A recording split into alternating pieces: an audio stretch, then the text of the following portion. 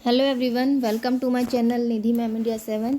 चलिए, ये समाजशास्त्र का मॉड्यूल पेपर है जो कक्षा 12वीं के लिए है। इसमें 2 नंबर, 3 नंबर और 4 नंबर के सभी प्रश्न इंक्लूड किए गए हैं। तो आपको एक एक करके मैं सभी क्वेश्चन बता दे रही हूँ और इसमें जो आंसर हैं वो भी बता दे रही हूँ। तो आप सभी इस वीडियो को अच्छे से देखिएगा और क्वेश्चन पेपर को सॉल्व कीजिएगा। चलिए स्टार्ट करते हैं। हमारा फर्स्ट क्वेश्चन है, जैसे जनानकी का क्या अर्थ है, या फिर जनानकी का अर्थ बताइए। तो इसमें उत्तर लिखना है आपको। जनसंख्या संबंधी विशेषताओं का अध्ययन करने वाले विज्ञान को जनानकी कहते हैं। मतलब जनसंख्या से संबंधी कोई भी किसी भी प्रकार का अध्ययन किया जा रहा है तो वो क्या कहलाता है? जनानकी कहलाता है। ओके, नेक्स्ट क्वेश्चन है आपका, जन्म दर क्या है या फिर जन्म दर किसे कहते हैं। तो प्रति 1000 जनसंख्या पर जीवित जन्मे बच्चों की संख्या को जन्म दर कहते हैं। मतलब 1000 जनसंख्या पर कितने बच्चे जन्मे हुए हैं, जीवित बच्चों की संख्या जन्म दर कहलाती है। इसी तरह नेक्स्ट क्वेश्चन है, मृत्यु दर क्या है। तो मृत्यु दर प्रति 1000 जनसंख्या पर मृत हुए लोगों की संख्या मृत्यु दर कहलाती है। मतलब इसमें भी क्या करना है कि 1000 जनसंख्या पर मृत हुए लोगों की संख्या बतानी है कि कितने 1000 जनसंख्या पर कितने लोगों की मृत्यु हुई है, वो क्या कहलाएगा? मृत्यु दर। नेक्स्ट क्वेश्चन है आपका, लिंग अनुपात क्या है। तो प्रति 1000 पुरुष जनसंख्या पर महिलाओं की संख्या को लिंग अनुपात कहते हैं। मतलब क्या कि 1000 पुरुषों पर महिलाओं की कितनी संख्या है ना, तो वो क्या कहलाएगा? लिंग अनुपात। इसको स्त्री पुरुष अनुपात भी कहते हैं। नेक्स्ट क्वेश्चन है आपका, भारत में जनसंख्या वृद्धि के कारण बताइए।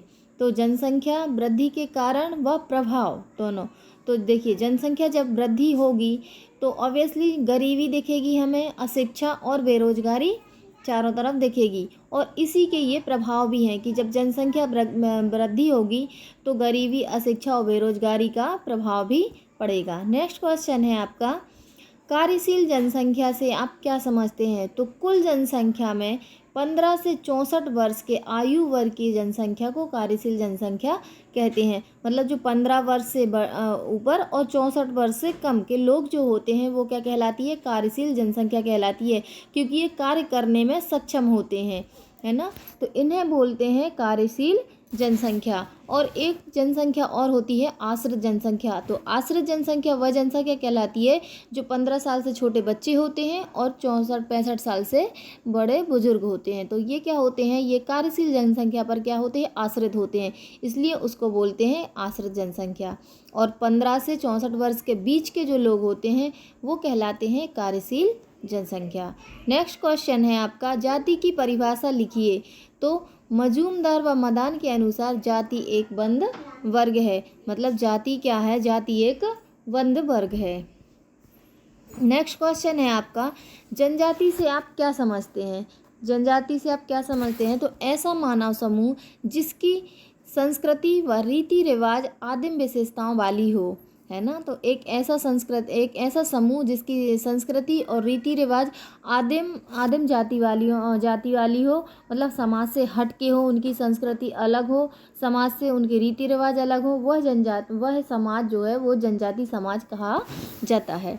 नेक्स्ट है आपका, प्रबल जाति या प्रभु जाति से आप क्या समझते हैं। तो एक क्षेत्र विशेष में निवास करने वाली ऐसी जाति जो जनसंख्या में अधिक हो तथा आर्थिक व राजनीतिक रूप से शक्तिशाली हो, है ना। एक ऐसा क्षेत्र विशेष जहाँ पर आर्थिक और राजनीतिक रूप से शक्तिशाली जनसंख्या जो होती है और एक ही जाति की होती है या एक ही भाषा के लोग होते हैं, एक ही जाति के लोग होते हैं, तो वो क्या कहलाती है? प्रबल जाति या प्रभु जाति कहलाती है। वहाँ पे क्या है? ऐसे लोगों का दबदबा होता है, तो इसलिए उसको प्रभु जाति या प्रबल जाति कहा जाता है। नेक्स्ट क्वेश्चन है, जाति व्यवस्था की विशेषताएं बताइए। तो जाति व्यवस्था की विशेषताएं क्या है? फर्स्ट है जन्म से सदस्यता। जाति जो होती है वह जन्म से प्राप्त होती है, इसलिए इसको बोलते हैं जन्म से सदस्यता। जाति की सदस्यता हमें कब से मिलती है? हमारे जन्म होते से ही हमें जन्म जाति मिल जाती है, सदस्यता। पवित्रता व अपवित्रता की भावना पाई जाती है। मतलब जाति व्यवस्था में एक जाति दूसरी जाति को उत्कृष्ट या निम्नता की भावना को प्रकट करती है। अंतर्विवाह होते हैं। जाति व्यवस्था में आप उसी जाति में विवाह कर सकते हैं, वह विवाह नहीं कर सकते हैं। खान पान पर प्रतिबंध भी होते हैं। तो ये क्या कहलाती है? आपकी जाति व्यवस्था। नेक्स्ट क्वेश्चन है, परिवार के विभिन्न प्रकारों का वर्णन कीजिए। तो परिवार एक सामाजिक संस्था है ना। परिवार के प्रकार कौन है? एक एकांकी या एकल परिवार होता है, एक विस्तारित परिवार या संयुक्त परिवार होता है। तो एकांकी या एकल परिवार वह परिवार होता है जिसमें माता पिता और उनसे जन्मे 2 बच्चे होते हैं, वो क्या कहलाता है? एकांकी या एकल परिवार। विस्तारित परिवार या संयुक्त परिवार वह परिवार कहलाता है जिसमें माता पिता दादा दादी चाचा चाची बुआ ये सभी लोग रहते हैं। तो ये क्या कहलाता है? संयुक्त परिवार। नेक्स्ट क्वेश्चन है, संयुक्त परिवार की विशेषताएं बताइए। देखिए, संयुक्त परिवार मैंने अभी बताया कि संयुक्त परिवार वह परिवार है जिसे हम जॉइंट फैमिली भी बोलते हैं इंग्लिश में, और हिंदी में संयुक्त परिवार इसलिए बोलते हैं क्योंकि ये बड़ा आकार होता है, इसमें बहुत सारे लोग निवास करते हैं। संयुक्त परिवार की विशेषता है जैसे बड़ा आकार, इसमें ये जो आकार होता है वो बड़ा होता है। सामान्य निवास होता है, मतलब एक ही स्थान पर सभी लोग निवास करते हैं। और सामान्य रसोई मतलब एक ही स्थान पर सबकी रसोई बनती है। ऐसा नहीं है कि 4 लोग रह रहे हैं तो चारों लोग अलग अलग अपना खाना बना रहे हैं, सभी लोग इकट्ठा एक जगह खाना बना के सभी लोग का एक ही रसोई में खाना पकता है। सामान्य संपत्ति, सभी लोगों की जो संपत्ति होती है वो सामान्य होती है, मतलब किसी एक हकदार नहीं होता है उसमें कि कोई बड़ा है तो मतलब एक ही हकदार है, सबका अधिकार उस संपत्ति पर होता है। और कर्ता की प्रधानता, मतलब इसमें जो बुजुर्ग इंसान होता है वह कर्ता कहलाता है, संयुक्त परिवार का वो मुखिया होता है। क्वेश्चन एक ऐसा आता है कि परिवार के मुखिया को क्या बोलते हैं? तो क्या बोलते हैं? कर्ता। नातेदारी की विभिन्न श्रेणियां बताइए। तो देखिए, नातेदारी की श्रेणियां, नातेदारी मतलब रिश्तेदारी होती है, और नातेदारी की श्रेणियां 3 प्रकार की होती हैं। प्राथमिक नातेदारी, द्वितीयक नातेदारी, तृतीयक नातेदारी। प्राथमिक नातेदारी वह नातेदारी होती है जिसमें ब्लड रिलेशन आते, खूनी रिश्ते आते हैं, जैसे माता पिता हैं, हमारे बच्चे हैं, है ना। माता पिता से जन्मे जो बच्चे होते हैं वो प्राथमिक नातेदारी में आते हैं। द्वितीयक नातेदारी वह नातेदारी होती है जिसमें पिता के रक्त के संबंधी लोग होते हैं, जैसे चाचा हैं, बुआ हैं, ये हमारे क्या पिता से संबंधी रक्ती संबंधी रिश्तेदार हैं, तो इसलिए इसको बोलते हैं द्वितीयक नातेदारी। और तृतीयक नातेदारी वह नातेदारी होती है जिसमें माता से रक्त संबंधी रिश्ते नाते होते हैं, वह कहलाते हैं। जैसे मामा है, मौसी है, मामा के बच्चे हैं, है ना, तो वो क्या कहलाएंगे? तृतीयक नातेदारी। ओके, नेक्स्ट क्वेश्चन है आपका, जाति एवं वर्ण में अंतर स्पष्ट कीजिए। तो जाति और वर्ण में अंतर स्पष्ट कैसा करना है कि देखिए, एक साइड जाति लिखेंगे, एक साइड वर्ण लिखेंगे। तो आपको मैं पहले ही बता चुकी हूँ कि जाति जन्म से प्राप्त होती है, तो मतलब जन्म से सदस्यता मिलती है, लेकिन जो वर्ण होता है इसमें कर्म के आधार पर सदस्यता मिलती है। ओके, मतलब आपके जैसे कर्म होंगे आप उस कर्मों के अकॉर्डिंग जाने जाएंगे, उस कर्मों के अकॉर्डिंग आपको उसकी सदस्यता प्राप्त हो जाएगी। कठोर व्यवस्था होती है, मतलब इसमें जाति में क्या होता है? कठोर व्यवस्था होती है ना। वर्ण में क्या है? लचीली व्यवस्था होती है, मतलब जाति से आप एक जाति से दूसरी जाति में नहीं जा सकते हैं, लेकिन वर्ण व्यवस्था में आप एक कर्म को छोड़ के आप दूसरे कर्म को एक्सेप्ट कर सकते हैं, या फिर एक साथ अनेक कर्मों को कर सकते हैं। परिवर्तन संभव नहीं होता जाति में, अपनी जाति आप जैसे परिवर्तन नहीं कर सकते हैं, या फिर आप एक ही अंतर्जाति में विवाह करेंगे, बाहर विवाह नहीं कर सकते हैं, लेकिन वर्ण व्यवस्था में हर परिवर्तन संभव होता है। बाजार का अर्थ बताइए। ऐसी व्यवस्था जहां जीवन की आवश्यकताओं से संबंधित वस्तुओं को खरीदा व बेचा जाता है वह क्या कहलाता है? बाजार। बाजार में आपने देखा होगा कि क्या होता है, बाजार में बहुत सारे लोग होते हैं, कुछ खरीदते हैं सामान, कुछ बेचते हैं, है ना। तो वस्तुओं का क्या है? खरीदना और बेचना बाजार कहलाता है। एक ऐसा स्थान जहाँ पर जीवन की आवश्यकताओं से संबंधी वस्तुओं को खरीदा व बेचा जाता है, बाजार व्यवस्था कहलाती है। बाजार के प्रकार बताइए। तो देखिए, बाजार के प्रकार हैं आदिवासी बाजार, ग्रामीण बाजार और औद्योगिक बाजार। नेक्स्ट क्वेश्चन है, उपभोक्तावाद से आप क्या समझते हैं? एक ऐसी व्यवस्था में उपभोक्ता की रुचि के आधार पर ही वस्तुओं का उत्पादन किया जाता है। मतलब उपभोक्तावाद से आप क्या समझते हैं कि एक ऐसी व्यवस्था, उपभोक्ता मतलब जो उत्पादन कर रहा है, जो वस्तुओं का निर्माण कर रहा है ना। तो वस्तुओं का निर्माण उत्पादन किया जाता है, वह क्या कहलाता है? उपभोक्तावाद। मतलब उपभोक्ता अपनी रुचि के अनुसार ही वस्तुओं का क्या करता है? उत्पादन करता है कि उसको किस वस्तु का उत्पादन करने से लाभ अर्जन हो रहा है ना। तो ये उपभोक्तावाद कहलाता है। नेक्स्ट क्वेश्चन है आपका, उदारीकरण क्या है? तो उदारीकरण क्या है? व्यापार को बढ़ावा देने के लिए सरकार जब अपने नियमों को सरल बनाती है या उनमें कुछ छूट प्रदान करती है तो इसे उदारीकरण कहते हैं। जैसे व्यापार को बढ़ावा देने के लिए सरकार क्या कर देती है? कुछ नियमों में सरल कर देती है, मतलब छूट दे देती है। जैसे कुछ टैक्स लग रहा है तो व्यापार में क्या करेगी? गवर्नमेंट क्या कर रही है? टैक्स में कुछ छूट दे देगी, या फिर आपको फ्री व्यापार करने का भी मौका दे देती है। तो कुछ छूट या नियमों में को सरल बना देना क्या कहलाता है? उदारीकरण कहलाता है। ये सरकार व्यापार करने के लिए करती है। नेक्स्ट क्वेश्चन है आपका, प्रतिष्ठा का प्रतीक या परास्थिति चिन्ह क्या है? तो देखिए, पहली बात तो ये है कि आप सबसे पहले समझेंगे कि परास्थिति क्या है। परास्थिति मतलब होता है पद, है ना। परास्थिति दो प्रकार की होती है, एक अर्जित परास्थिति और एक प्रदत्त परास्थिति। प्रदत्त परास्थिति होती है जिसे हम जन्म से प्राप्त करते हैं, और अर्जित परास्थिति वह होती है जिसे हम अपने गुणों से अचीव करते हैं, प्राप्त करते हैं। ओके, तो प्रतिष्ठा का प्रतीक कैसे है? मतलब प्रतिष्ठा का प्रतीक वैसे इसलिए कहा जाता है क्योंकि जिनके पास महंगी व विलासिता की वस्तुएं होंगी और जिनका वो प्रयोग कर रहे होंगे, लग्जरी गाड़ियाँ होंगी, अच्छा बड़ा बड़ा घर होगा, एक अच्छी रेपुटेशन होगी, है ना। तो वो क्या, प्रतिष्ठा के प्रतीक माने जाते हैं वो लोग, इसलिए उनको बोलते हैं कि प्रतिष्ठा का प्रतीक या परिस्थिति के चिन्ह, जो महंगी वस्तुएं और विलासिता की वस्तुओं का प्रयोग करते हैं।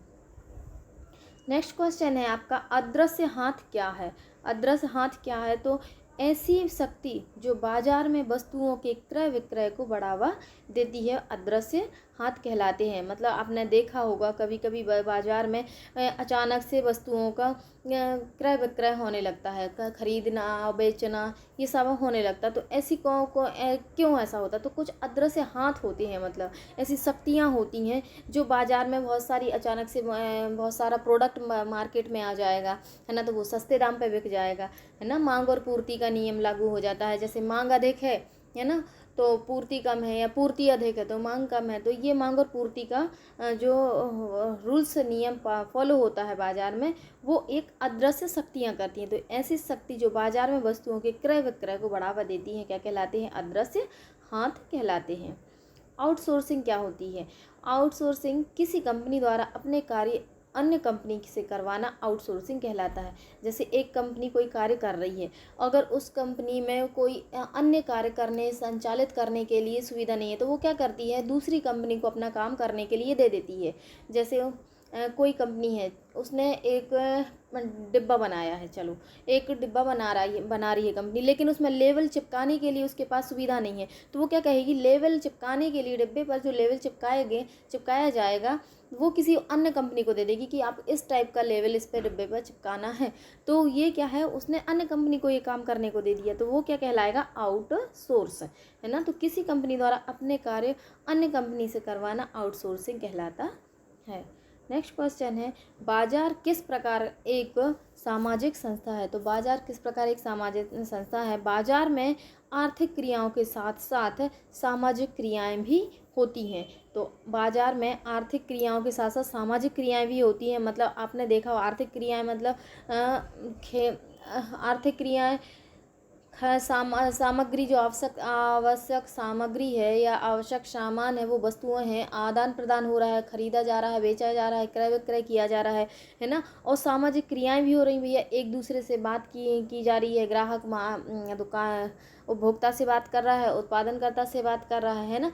तो ग्राहक में और उपभोक्ता में क्या होते हैं? संबंध बनते हैं। तो ये एक क्या है? सामाजिक क्रियाएं भी होती हैं। तो इसलिए बाजार को सामाजिक संस्था बोला जाता है।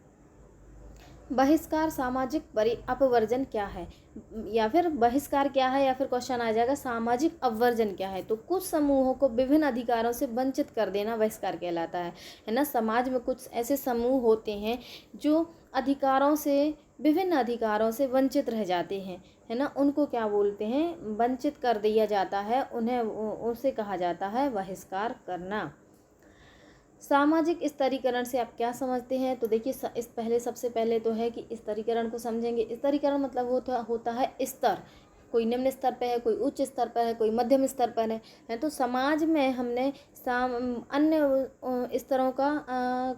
अन्य स्तरों को देखा है। जैसे समाज में विभिन्न समूह के बीच असमानता देखिए, कहीं गरीबी है, कहीं अमीरी है, कहीं उत्पादन किसी की अधिक हो रही, किसी की कम हो रही है, कोई प्रतिष्ठावान है तो कोई प्रतिष्ठावान नहीं है ना। तो समाज में हमने क्या है, हर प्रकार से स्तरीकरण एक स्तर देखा है। तो समाज में विभिन्न समूहों के बीच जो असमानता होती है वो क्या कहलाता है, सामाजिक स्तरीकरण कहलाता है। नेक्स्ट क्वेश्चन है आपका, अस्पृश्यता क्या है। अस्पृश्यता क्या है, सामान्यतः इसे छुआछूत कहते हैं।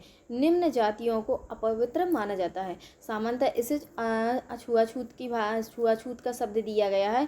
निम्न जातियों को इसमें क्या कहते हैं, अपवित्र माना जाता है, जो कि एक समाज विरोधी प्रक्रिया है। नेक्स्ट क्वेश्चन है आपका, वंचित समूह किसे कहते हैं। एक ऐसा समूह जिसे समाज के विभिन्न अधिकार प्राप्त ना हुए हों, ऐसा समूह जिसे समाज के विभिन्न अधिकार प्राप्त ना हुए हों, वंचित समूह कहलाया जाता है। नेक्स्ट क्वेश्चन है, पिछड़ा वर्ग किसे कहते हैं। तो सामान्य वर्ग की ही ऐसी जातियां जो गरीबी व शिक्षा के क्षेत्र में पिछड़ी हुई होती हैं, है ना, मतलब जो गरीब भी होती हैं और शिक्षा के क्षेत्र में पिछड़ी हुई होती हैं, वो क्या कहलाती हैं, पिछड़ा वर्ग कहलाती हैं।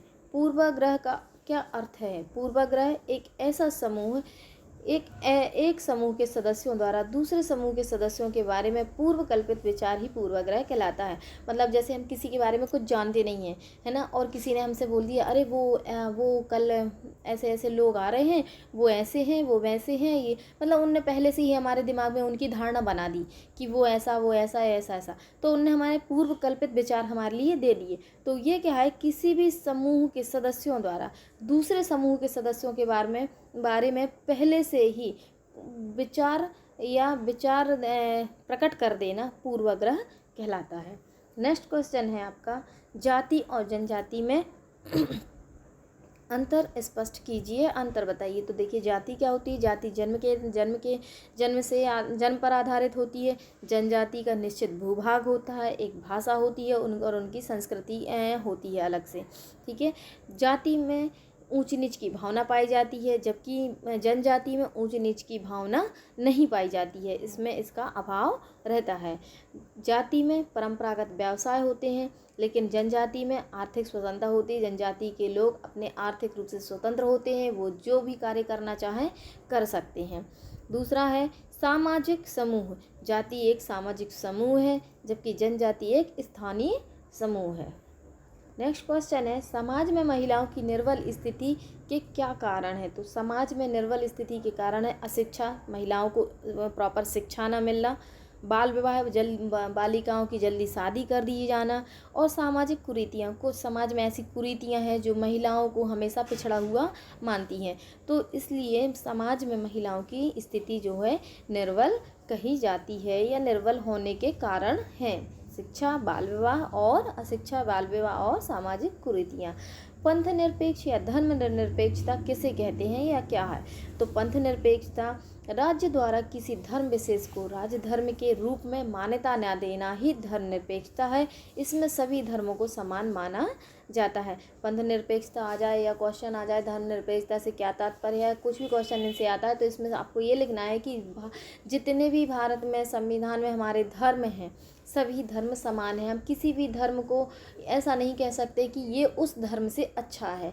हमारे सभी धर्म जो हैं संवैधानिक तौर पर सभी कैसे हैं, समान हैं, तो इसे बोलते हैं धर्म निरपेक्षता। नेक्स्ट क्वेश्चन है आपका, भारत में किन्हीं 4 धर्मों के नाम बताइए। तो भारत में हमारे जो 4 धर्म हैं वो हिंदू, मुस्लिम, सिख, ईसाई हो गए हैं, और भी इसके ज़्यादा अगर लिखना चाहें आप तो बौद्ध है, जैन है, तो ये सभी क्या है, हमारे भारतीय धर्म हैं। नेक्स्ट क्वेश्चन है सामूहिक पहचान क्या होती है? तो सामूहिक पहचान जन्म तथा अपनेपन पर आधारित होती है। मतलब जो सामूहिक पहचान है, एक समूह को हम कैसे पहचानेंगे? उसको हम यही पहचानेंगे ना कि वो एक ही समूह में एक से लोग देखेंगे, एक ही आयु वर्ग के हो सकते हैं, उनमें अपना अपनेपन की भावना होगी, है ना। तो ये सामूहिक पहचान का आधार होती है। नेक्स्ट क्वेश्चन है सूचना का अधिकार क्या है? भारतीय संसद द्वारा वर्ष 2005 में पारित ऐसा कानून जिसके द्वारा भारत का कोई भी नागरिक देश के किसी भी सरकारी या निजी कार्यालय के बारे में जानकारी प्राप्त कर सकता है। ये क्या कहलाता है? सूचना का अधिकार। मान लीजिए किसी भी कार्यालय में, या वो निजी कार्यालय हो या सरकारी कार्यालय हो, आपको किसी भी संबंध में आपको वहाँ से जानकारी चाहिए, तो आप सूचना का अधिकार के तहत उस कार्यालय से वो जानकारी प्राप्त कर सकते हैं। नेक्स्ट क्वेश्चन है आपका क्षेत्रवाद के दुष्परिणाम बताइए। तो क्षेत्रवाद के दुष्परिणाम है भौगोलिक विभिन्नता, है ना। क्या क्षेत्रवाद क्या होता है? एक पर्टिकुलर क्षेत्र को लोग क्या अपना श्रेष्ठ मानने लगते हैं, चाहे वो जाति आधार पर हो या धर्म के आधार पर हो या भाषा के आधार पर, वह क्षेत्र को अपना उत्कृष्ट मानते हैं और अदर क्षेत्र को क्या बोलते हैं? निम्नता की भावना से देखते हैं। तो भौगोलिक विभिन्नता देखने को मिलती है ऐसे में हमें, और राजनीतिक स्वार्थ भी वहाँ पे होता है ना। राजनीति पॉलिटिक्स वहाँ पे आपको ज़्यादा सक्रिय देखने को मिलेगी। सांस्कृतिक विभाजन आपको देखने को मिलेगा, एक क्षेत्र में अलग संस्कृति के लोग होंगे और दूसरे से क्षेत्र में अलग संस्कृति के लोग होंगे। भाषावाद होगा, उस क्षेत्र के लोग एक ही भाषा का प्रयोग करेंगे जबकि अन्य क्षेत्रों में दूसरी भाषा का प्रयोग करेंगे। तो ये क्षेत्रवाद से क्या है? दुष्परिणाम है। संरचनात्मक परिवर्तन से आप क्या समझते हैं? तो संरचनात्मक परिवर्तन किसी समाज की परंपरागत संरचना में होने वाले परिवर्तन को संरचनात्मक परिवर्तन कहते हैं। अब देखिए संरचनात्मक का मतलब होती है संरचना, है ना, किसी भी चीज़ की संरचना। और सामाजिक संरचना कैसी होती है? सामाजिक संरचना हमें आयु, जनसंख्या, आर्थिक, राजनीतिक, सामाजिक, सांस्कृतिक हर तरह से हमें देखने को मिलती है। जब इन सभी चीज़ों में परिवर्तन होने लगे तो वो क्या कहलाता है? सामाजिक संरचनात्मक परिवर्तन। ये परंपरागत भी हो सकते हैं और गैर परंपरागत भी हो सकते हैं। मतलब परंपरागत संरचना में होने वाले परिवर्तन को संरचनात्मक परिवर्तन कहते हैं। नेक्स्ट क्वेश्चन है आपका उपनिवेशवाद क्या है? तो एक ऐसी दशा जिसमें ताकतवर देश अपने से कमज़ोर देश पर अधिकार कर लेता है ना, उपनिवेशवाद कहलाया जाता है। एक उपनिवेशवाद हम कहते हैं ना, भारत एक उपनिवेश देश है, तो हम कह सकते हैं क्योंकि भाई हमारे देश पर अंग्रेज़ों का कब्जा था, अंग्रेज़ों का अधिकार था, है ना। क्योंकि अंग्रेज अपने आप को ताकतवर समझते थे और उनने हमारे देश को गुलाम बनाया हुआ था, इसलिए हमारा देश एक उपनिवेशवाद देश कहलाया जाता था।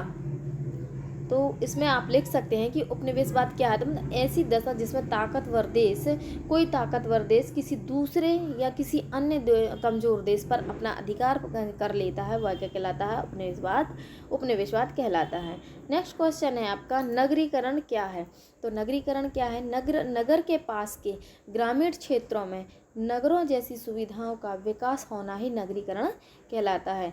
मतलब नगर के पास ग्रामीण क्षेत्रों में नगरों जैसी सुविधाओं का विकास होना ही नगरीकरण कहलाता है। नगरों में मतलब जैसी सुविधाएं हो जाती, चिकित्सा की, शिक्षा की, सड़कों की, विद्यालयों की और भी अन्य बैंकों की और भी अन्य सुविधाएं हो जाना जो ग्रामीण क्षेत्र में नहीं है, तो वह क्या कहलाता है? नगरीकरण कहलाता है। औद्योगिकरण से आप क्या समझते हैं? देखिए औद्योगिकरण मतलब उद्योग, ओके, जहाँ पर भी उद्योग स्थापित किए जाएंगे, और उद्योग किस पर आधारित होते हैं? मशीनों पर आधारित होती हैं, है ना। तो मशीनों के द्वारा जहाँ पर बड़ी मात्रा में उत्पादन कार्य किया जाता है, लाभ कमाने का प्रयास किया जाता है, वो क्या कहलाता है? औद्योगिकरण कहलाता है। इसकी डेफिनेशन यहाँ पे ऐसी दी गई है कि इस प्रक्रिया में मशीनों द्वारा बड़ी मात्रा में उत्पादन करके अधिक से अधिक लाभ कमाने का प्रयास किया जाता है ना। मतलब उद्योगों को स्थापित किया जाता है, उद्योगों में मशीनें लगाई जाती हैं और मशीनों से अधिक उत्पादन किया जाता है और वो अधिक उत्पादन लाभ कमाने के लिए किया जाता है। तो ये क्या कहलाता है? औद्योगिकरण कहलाता है। नेक्स्ट क्वेश्चन है आपका, भारत में औद्योगिकरण के परिणाम लिखिए। तो भारत में औद्योगिकरण के जो परिणाम है, यह संयुक्त परिवारों का विघटन। लोग क्या है, जब नगरों में उद्योग स्थापित होते हैं तो वो संयुक्त परिवार में बहुत सारे लोग ऐसे होते हैं जो बेरोजगार होते हैं, काम धंधे की तलाश में वो क्या करते हैं, अपने घर परिवार को छोड़ के और नगरों में जाके बस जाते हैं और उद्योगों में अपना रोजगार प्राप्त करते हैं। तो इससे क्या है, संयुक्त परिवारों का विघटन होता है। नेक्स्ट है कुटीर उद्योगों का पतन। जो छोटे छोटे हथकरघा कुटीर उद्योग चलते थे, वो डलिया बनाना, सूप बनाना, या फिर बांस के छोटे छोटे से उपकरण बनाना घर में ही, तो वो छोटे छोटे से जो उद्योग बनते होते थे, उनमें उनकी इतनी इनकम नहीं होती थी जितनी उद्योगों से उनको मजदूरी प्राप्त होती थी। तो लोग क्या करते हैं, कुटीर उद्योगों को छोड़कर अपने उद्योगों की ओर पलायन करते हैं, जिसके कारण कुटीर उद्योगों का पतन हो जाता है। अंधविश्वासों की समाप्ति होती है। जैसे कुछ क्षेत्रों में रहता था कि भाई आप ये क्षेत्र छोड़ के नहीं जा सकते, आप नदी क्रॉस नहीं कर सकते, नहीं तो आपके साथ ये घटना घट जाएगी, वैसा वैसा कुछ भी अंधविश्वास बना दिया जाता था। लेकिन लोग क्या है, वहाँ से जाके दूसरी जगह पे गए और बसे, वहाँ पे रोजगार किया, तो इसमें अंधविश्वासों की भी समाप्ति हुई। प्रदूषण में वृद्धि हुई, और वैसे इसलिए है कि जब भी उद्योग स्थापित होंगे तो उससे धुआं भी निकलेगा, उससे कचरा भी निकलेगा, मल भी निकलेगा, है ना। तो बहुत सारी गंदगी भी श्रावित होगी जो हमारे पर्यावरण को दूषित करती है। ध्वनि में मिले ध्वनि उत्पन्न होगी तेज मशीनों से, तो ध्वनि प्रदूषण होगा। वायु में गंदगी धुआं निकलेगा तो ध्वनि वायु प्रदूषण हो रहा है।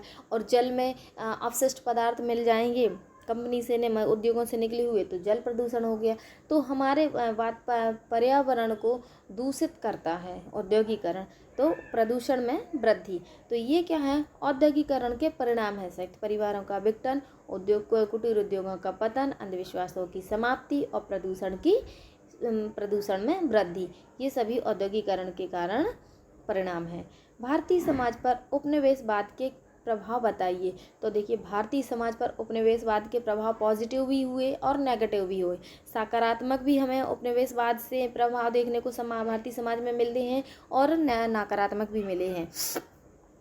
इसमें जो कुछ इम्पोर्टेंट है वो यहाँ पे आपको लिखे हुए हैं कि पहला, अस्पृश्यता का अंत। जब हमारा भारत उपनिवेशवाद का से गुजर रहा था, तो भारतीय समाज पर उपनिवेशवाद के जो प्रभाव पड़े, इसमें अस्पृश्यता का अंत हुआ। मतलब छुआछूत का क्या हो गया, अंत हो गया। समाज सुधार आंदोलन होने लगे, लोग समाज सुधार आंदोलन करने लगे, महिलाओं को हक दिलाने के लिए आंदोलन होने लगे, किसान अपने हक के लिए लड़ने लगे, है ना, जागरूकता आने लगी, तो समाज सुधार आंदोलन भी होने लगे। पूंजीवादी व्यवस्था की स्थापना हुई। पूंजीवादी व्यवस्था मतलब पूंजीवाद, जो अधिक प्रॉपर्टी वाले का धनी लोग जो होते थे वो पूंजीवाद कहलाते हैं, है ना। तो पूंजीवादी व्यवस्था की स्थापना होने लगी और नए सामाजिक मूल्यों का विकास हुआ। नेक्स्ट क्वेश्चन है आपका, नगरीकरण के प्रभाव लिखिए। तो नगरीकरण का प्रभाव वही औद्योगिकरण के जो प्रभाव थे वही नगरीकरण के प्रभाव में भी आ जाएगा। जैसे संयुक्त परिवारों का विघटन, स्त्रियों की स्थिति में सुधार, सामाजिक जीवन में परिवर्तन, ये सभी क्या है, नगरीकरण के प्रभाव हैं। नगरीकरण की प्रमुख समस्याएं क्या हैं? देखिए, जो नगरीकरण की समस्या है वही औद्योगिकरण की भी समस्याएं हो सकती हैं। जैसे आवास की समस्या, है ना, नगरों में ग्रामीण क्षेत्र में संयुक्त परिवार के लोग घर छोड़ के अपने नगरों में जाके बस जाते हैं, तो वहाँ पे जहाँ पे 1-2-4 लोगों की रहने की जगह है, वहाँ पे 10-15 लोग रह रहे हैं, तो वहाँ क्या आवास की समस्या भी होगी, है ना। गंदी बस्तियाँ होंगी, क्योंकि जहाँ पे क्षमता कम है रहने की, वहाँ पे अधिक लोग रह रहे हैं, तो वहाँ गंदी बस्तियाँ भी स्थापित होंगी, प्रदूषण की समस्या होगी और अपराधों में भी वृद्धि होगी। ये सभी नगरीकरण की प्रमुख समस्याएं हैं। नेक्स्ट क्वेश्चन है, समाज सुधार आंदोलन का क्या अर्थ है? तो ये आंदोलन समाज में फैली कुरीतियों के विरुद्ध किया जाने वाला संगठित प्रयास है। कोई भी आंदोलन जब होता है तो वो कोई ना कोई कुरीतियों के विरुद्ध किया जाने वाला एक संगठित प्रयास होता है ना। तो एक ऐसा आंदोलन जो समाज में फैली विभिन्न कुरीतियों के विरुद्ध किया जाने वाला एक संगठित प्रयास क्या कहलाता है? समाज सुधार आंदोलन कहलाता है। नेक्स्ट क्वेश्चन है आपका, संस्कृतिकरण का क्या अर्थ है? तो संस्कृतिकरण क्या कहलाती है? संस्कृति मतलब संस्कृतिकरण इस प्रक्रिया में निम्न जातियाँ उच्च जातियों की सांस्कृतिक विशेषताओं को ग्रहण कर समाज में अपनी स्थिति ऊंचा उठाने का प्रयास करती हैं, संस्कृतिकरण कहलाया जाता है। जैसे एक संस्कृति है, कोई निम्न जातियां हैं, वो क्या कर रही हैं, किसी दूसरी अन्य उच्च जातियों को देख रही हैं और उनकी संस्कृति को भी देख रही है, और उनने देखा कि नहीं, हमारे संस्कृति में ये चीज़ गलत है और उस संस्कृति में अच्छी है, तो वो क्या करती हैं, उसको अडॉप्ट कर लेती हैं, उसको अपना लेती हैं, है ना। तो वह क्या कहलाता है? निम्न जातियों द्वारा उच्च जातियों की जो संस्कृति है, ये विशेषता है, उनको ग्रहण कर लेती है और अपना लेती है, तो वही और समाज में अपना स्थान ऊंचा उठाने का प्रयास करती है। तो ये क्या कहलाता है? संस्कृतिकरण कहलाता है। नेक्स्ट क्वेश्चन है आपका, पश्चिमीकरण से आप क्या समझते हैं? तो किसी विकसित संस्कृतियों व प्रौद्योगिकी, व्यवहार आदि को ग्रहण करना पश्चिमीकरण कहलाता है ना। जो विकसित देश हैं, हमारे जो विकसित देश हैं, जैसे लंदन है, अमेरिका है, जापान है ना, ये क्या है? विकसित देश है। तो हमने क्या किया, दूसरे देशों की संस्कृति और प्रौद्योगिकी, है ना, प्रौद्योगिकी व्यवहार को ग्रहण किया, वह क्या कहलाता है? पश्चिमीकरण कहलाता है। आर्य समाज की स्थापना किसके द्वारा व कब की गई? तो आर्य समाज की स्थापना स्वामी दयानंद सरस्वती द्वारा सन 1875 में की गई। लोकतंत्र क्या है? लोकतंत्र जनता द्वारा जनता द्वारा तथा जनता के लिए स्थापित शासन है। यह किसने कहा था? अब्राहम लिंकन ने कहा था कि लोकतंत्र जो है वो जनता के द्वारा तथा जनता के लिए स्थापित शासन है। सामाजिक न्याय क्या है? ऐसे न्यायपूर्ण समाज की स्थापना जिसमें सामाजिक आर्थिक विशेषताएं कम से कम हो, है ना, मतलब आर्थिक विशेषताएं कम से कम हो, मतलब एक ऐसा समाज जिसमें सभी के पास मूलभूत आवश्यकताएं पूरी करने की क्षमता है या सभी की मूलभूत इच्छाएं पूरी हो रही हैं, ऐसा समाज क्या कहलाता है? सामाजिक न्याय समाज कहलाता है। नेक्स्ट है स्थानीय स्वशासन क्या है? तो स्थानीय स्तर पर जब जनता का शासन स्थापित हो जाए, जैसे पंचायती राज व्यवस्था, ये क्या कहलाता? स्थानीय स्वशासन कहलाता है। पंचायती राज व्यवस्था हर गांव में होती है, आपने देखा हो, गांव में जितने भी छोटे मोटे जितने भी कुरीतियाँ या विरोध या कुछ भी उत्पन्न होती हैं, ऐसी घटनाएं होती हैं जिनका निपटारा जो है पंचायती क्षेत्र में किया जाता है, वो क्या कहलाता है? पंचायती राज व्यवस्था कहलाई जाती है। और ये स्थानीय स्तर पर होती है, मतलब एक जो स्थानीय स्तर है, जैसे कोई गांव है, उसी गांव में उन्हीं समस्याओं का समाधान किया जाता है, तो वह कहलाता है स्थानीय स्तर पर जब जनता का शासन स्थापित हो जाए तो वह स्थानीय स्वशासन कहलाया जाता है, जैसे पंचायती राज व्यवस्था। नेक्स्ट क्वेश्चन है आपका, राजनीतिक दल से क्या आशय है? तो राजनीतिक दल से क्या होता है? जहां कुछ व्यक्तियों का समूह राजनीतिक उद्देश्य की प्राप्ति के लिए संगठित होता है, वह क्या कहलाता है? राजनीतिक दल कहलाता है। राजनीतिक जो दल होते हैं ये सरकार की तरह से मान्य होते हैं, वो क्या कहलाते हैं? राजनीतिक दल राष्ट्रीय राजनीतिक दल भी होते हैं और राज्य राजनीतिक दल भी होते हैं, जैसे कांग्रेस है, बीजेपी है, ये क्या है? राष्ट्रीय राजनीतिक दल हैं। तो जहाँ कुछ व्यक्तियों का समूह राजनीतिक उद्देश्यों की पूर्ति के लिए संगठित होता है, वह राजनीतिक दल कहलाए जाते हैं। दबाव या हित समूह किसे कहते हैं? एक ऐसे समूह जो जनता के हित के मुद्दे उठाकर सरकार पर दबाव बनाने का प्रयास करते हैं, है ना। कुछ ऐसे समूह होते हैं जनता के, जो क्या करते हैं? जनता के मुद्दे उठाते हैं, जैसे जनता को कौन सी समस्याएं हैं, वह समस्याओं को क्या करते हैं? वो समूह सरकार के सामने रखते हैं और सरकार पर दबाव बनाते हैं कि आप इन समस्याओं का निराकरण कीजिए। तो ये क्या कहलाते हैं? हित समूह या दबाव समूह कहलाते हैं, जो सरकार पर दबाव बनाने का प्रयास करते हैं। नेक्स्ट क्वेश्चन है, राजनीतिक दल की विशेषताएं बताइए। तो राजनीतिक दल जो होता है एक स्थायी संगठन होता है, ठीक है, सत्ता में भागीदारी होती है, इसकी गतिशीलता होती है और औपचारिक भर्तियां होती हैं, है ना। ये सब राजनीतिक दल की विशेषताएं हैं। जैसे बीजेपी है, कांग्रेस है, आप पार्टी है, बसपा है, ये सभी क्या है, राजनीतिक दल हैं।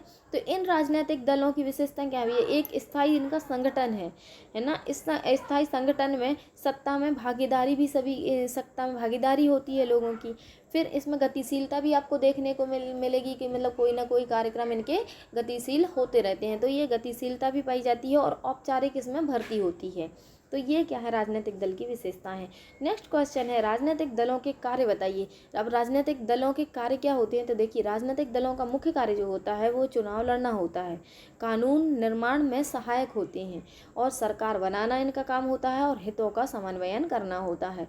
मतलब चुनाव लड़ेंगे, राजनीतिक दल में जनता अपने प्रतिभागी को चुनती है, वह कानून निर्माण में सहायक होती है कि जनता के लिए कौन सा कानून बनाने में, कौन सा कानून सही है कौन सा गलत, तो कानून निर्माण में सहायक होते हैं और सरकार बनाती है और हितों का समन्वयन करते हैं। तो ये सब राजनीतिक दलों के कार्य होते हैं। सांप्रदायिकता का क्या अर्थ है या सांप्रदायिकता क्या है, तो धार्मिक पहचान पर आधारित उग्रवाद, ये क्या कहलाता है, सांप्रदायिकता कहलाता है। सांप्रदायिकता मतलब कि दो गुटों में लड़ाई झगड़ा हो जाना, जैसे सांप्रदायिकता मतलब दो संप्रदायों में, है ना, दो संप्रदायों में क्या हो गया, विवाद हो गया या उनमें उग्रवाद की भावना उत्पन्न हो गई, वह क्या कहलाती है, सांप्रदायिकता कहलाती है।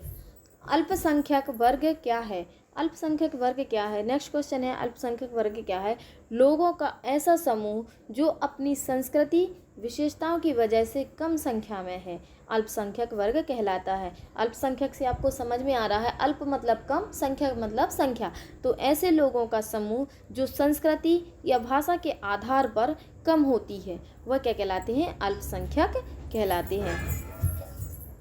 जैसे मुस्लिम है, जैन है, ये क्या है, अल्पसंख्यक के उसमें आते हैं, तो ये अल्पसंख्यक कहे जाते हैं। कृषि से संबंधित विभिन्न त्योहारों के नाम बताइए, तो कृषि से संबंधित विभिन्न त्योहारों के नाम, जैसे पोंगल है, पोंगल तमिलनाडु में मनाया जाता है, वैसाखी पंजाब में मनाई जाती है, बिहू असम में मनाया जाता है, मिमकुट नागालैंड में मनाया जाता है और ग्राम देवी उत्तराखंड में मनाया जाता है। तो ये सभी त्यौहार हैं जो कृषि से संबंधित हैं।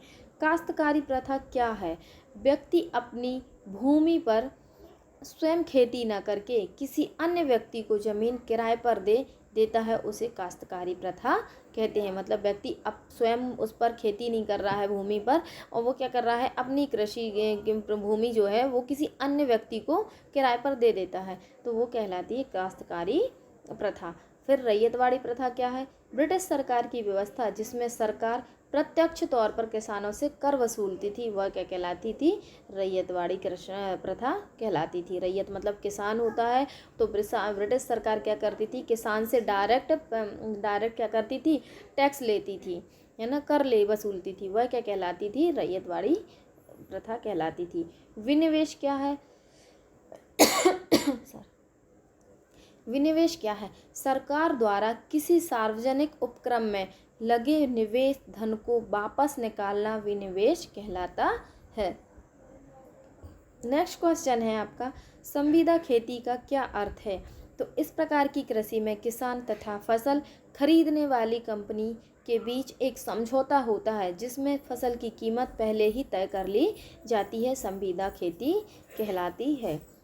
भूमंडलीकरण का या वैश्वीकरण क्या है, तो विभिन्न देशों की अर्थव्यवस्था व संस्कृति को आपस में जोड़ना भूमंडलीकरण कहलाता है। मतलब जैसे विभिन्न देश हैं, बहुत सारे देश हैं, बहुत सारे सभी देशों की अर्थव्यवस्था व संस्कृति को आपस में जोड़ना क्या कहलाता है, भूमंडलीकरण कहलाता है। मतलब आयात निर्यात हम अपने यहाँ जो तैयार माल है वो दूसरे देशों में भेज सकते हैं और दूसरे देश जो है हमारे देश में आयात निर्यात कर सकते हैं। तो आयात और निर्यात पूरे विश्व में जो होता है वह कहलाता है भूमंडलीकरण।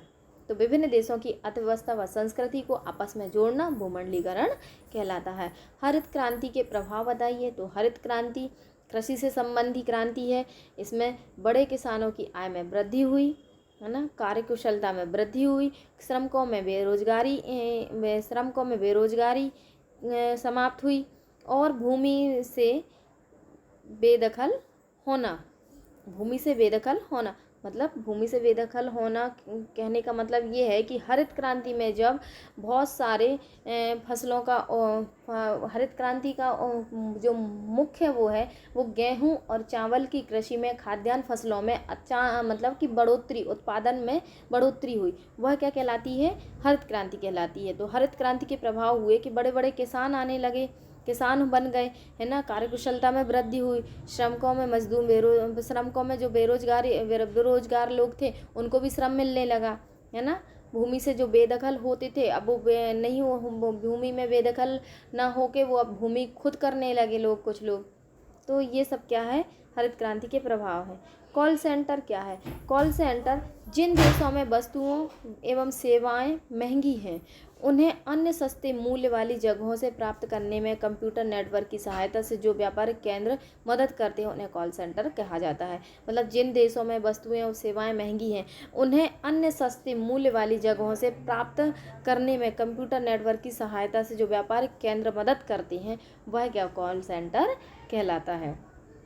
कुछ बच्चों ने इसका क्वेश्चन आया था बोर्ड फाइनल पेपर में, तो उनने बोर्ड परीक्षा में तो उनने लिख दिया था कि कॉल सेंटर फ़ोन लगाते हैं, ये करते हैं, वो करते हैं, जबकि ये नहीं बेटा है। ऐसा है कॉल सेंटर में कि जिन देशों में वस्तुएं और सेवाएं महंगी होती हैं तो उन्हें अन्य सस्ते मूल्य वाली जगहों से प्राप्त करने के लिए कंप्यूटर नेटवर्क की सहायता से जो व्यापारिक केंद्र मदद करते हैं उन्हें हम क्या बोलते हैं? कॉल सेंटर कहते हैं। ठीक है। फिर नेक्स्ट है हड़ताल तथा तालाबंदी में क्या अंतर है? तो उद्योगों में हड़ताल श्रमिकों द्वारा अपनी मांग पूरी करवाने की जाती है, जबकि तालाबंदी कर मालिक श्रमिकों को काम करने से वंचित कर देते हैं। हड़ताल वह होती है जैसे उद्योग में श्रमिक लगे हुए हैं, तो श्रमिक अगर हड़ताल करना चाहते हैं तो वो क्या करते हैं? अपनी मांग पूरी करवाने के लिए धरना दे के बैठ जाते हैं, है ना, नारेबाजी करते हैं, तो ये क्या कहलाती है? हड़ताल कहलाती है। लेकिन तालाबंदी क्या कहलाती है? तालाबंदी काम पर कर मालिक श्रमिकों को काम करने से वंचित कर देते। मालिक क्या कर देते हैं? मतलब उद्योग में ही ताला लगा देंगे, कंपनी में भी ताला लगा देंगे कि अब कोई काम होने ही नहीं है। तो मतलब श्रमिक उस काम से हमेशा के लिए क्या हो जाते? वंचित हो जाते। तो ये क्या होती है? तालाबंदी होती है। नेक्स्ट क्वेश्चन है आपका, मिश्रित अर्थव्यवस्था क्या है? तो मिश्रित अर्थव्यवस्था वह व्यवस्था है जिसमें सरकारी और निजी दोनों मिलके बराबर के हकदार होते हैं और महत्व दिया जाता है, वह क्या कहलाता है? मिश्रित अर्थव्यवस्था कहलाती है। इसमें सार्वजनिक क्षेत्र तथा निजी क्षेत्र को बराबर महत्व दिया जाता है। मतलब सरकारी और निजी दोनों मिलके काम करती हैं, वह मिश्रित अर्थव्यवस्था कहलाती है। फोर्डिज्म और उत्तर फोर्डिज्म क्या है? एक केंद्रीय स्थान पर वस्तुओं का उत्पादन तथा फिर वितरण फोर्डिज्म कहलाता है, जबकि अलग अलग स्थान पर ही वस्तुओं का उत्पादन उत्तर फोर्डिज्म कहलाता है। ओके, जैसे इसमें क्या लिया? फोर्डिज्म क्या है? एक केंद्रीय स्थान पर कोई भी एक स्थान है, वहाँ पर वस्तुओं का क्या हो रहा है? उत्पादन हो रहा है, फिर वहीं से क्या हो रहा है? वितरण हो रहा है। मतलब वस्तुओं का उत्पादन भी वहीं हो रहा है और वहीं से वितरण भी हो रहा है, वो फोर्डिज्म है। लेकिन जब अलग अलग स्थान पर वस्तुओं का उत्पादन होने लगे, मतलब कि वस्तुएं जो है जहाँ एक ही जगह पे सभी बन रही थी, वहाँ ना बन के एक वस्तु इधर बनेगी, एक वस्तु उधर बनेगी, अलग अलग बनने लगे, तो वो क्या कहलाता है? फोर्डिज्म कहलाता है, उत्तर फोर्डिज्म कहलाता है। जनसंचार के साधनों के नाम लिखिए। तो जनसंचार के साधन जो है वो रेडियो है, टेलीविज़न है, दूरदर्शन है, समाचार पत्र है, चलचित्र है, ये सभी क्या है? हमारे जनसंचार के क्या है? साधन है। जनसंचार के साधनों की क्या भूमिका है भाई आज के युग में? अभी जो हम देख रहे हैं, चला रहे हैं, वो जनसंचार के साधन के थ्रू ही हम आपको क्या कर रहे हैं? ये नोट्स, ये वीडियो आपको प्रोवाइड करा रहे हैं, तो ये जनसंचार के साधन ही है। तो इनकी भूमिका क्या है? संसाधनों की क्या भूमिका है? विचार व मनोवृत्तियों में परिवर्तन, है ना। ये क्या करती हैं? अपने विचारों व मनोवृत्तियों को एक स्थान से दूसरे स्थान तक परिवर्तित करते हैं। ओके, आधुनिकीकरण को प्रोत्साहन देते हैं और मनोरंजन के लिए नए क्षेत्रों का विकास भी करते हैं। तो ये सभी क्या है? जनसंचार के प्रकार हैं और नाम हैं और उनकी क्या भूमिका है, ये है। तो बेटा आप सभी को ये मैंने 69 क्वेश्चन की PDF दी है और इसको पूरे एक एक क्वेश्चन को मैंने अच्छे से एक्सप्लेन किया है।